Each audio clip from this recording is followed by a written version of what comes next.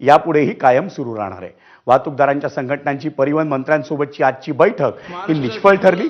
त्यामुळे 5 मार्च पासून मुंबईच्या आझाद मैदानात आंदोलनाचं आयोजन करण्यावर वाहतूक संघटना ठाम असल्याचं दिसून आलं। पाहूयात वाहतूक संघटनांच्या प्रतिनिधींची एबीपी माझा प्रतिनिधी अजय मानेनं साधलेला संवाद। काय नेमकं बैठकीत झालं, काय तुम्हाला आश्वासनं दिली आणि तुमचे मुद्दे काय? बैठकीमध्ये नेहमीप्रमाणे भरपूर आश्वासनं दिली। 8 महिन्यापूर्वी अशीच दिलेली होती। आत्ता सगळ्यात महत्त्वाचा मुद्दा आहे की जो सर्वसामान्य जनमानसाचा मुद्दा आहे, फक्त ट्रान्सपोर्टरचा मुद्दा नाही।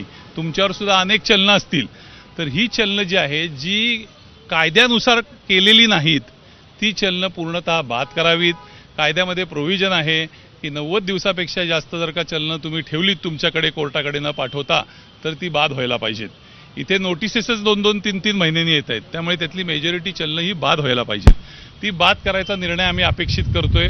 तो निर्णय जोपर्यंत मिळत नाही तोपर्यंत कुठल्याही परिस्थितीत आमचं जे आंदोलन आहे ते मागे घेणं शक्य नाही। सर्वजण ह्या वाहतूकदारांच्यावर केसेस करतात आणि त्यांना दंड करतात आणि हे दंड भरण्याची ऐपत आता कुठल्याही वाहतूकदाराची राहिलेली नाही आहे।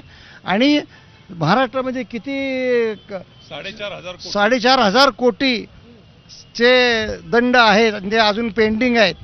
तर ह्या सगळ्या अवस्था अशा आहेत तर वाहतूकदारांना ते पेड करणं अशक्य आहे। बघायला गेलं तर सगळे ट्रान्सपोर्टर हे एक आहेत, कुठलेही ट्रान्सपोर्टर वेगवेगळे नाही आहेत, पण ट्रान्सपोर्ट सेक्टरमध्ये एलिमेंट्स वेगवेगळे आहेत। टेम्पो आहेत, ट्रक आहे, लहान गाड्या आहेत, मोठ्या गाड्या आहेत, ट्रेलर्स आहेत, सगळ्या काय आहेत। त्यामुळे त्या सगळ्यांना आम्ही ह्यावेळी एकत्र घेतलेलं आहे। ह्यावेळीचं आंदोलन हे आमचं साधं आंदोलन नसून हे जन आंदोलन आहे। जर्नलिस्ट कृष्णा कापरेसह मी अजय माने, एबीपी माझा, मुंबई।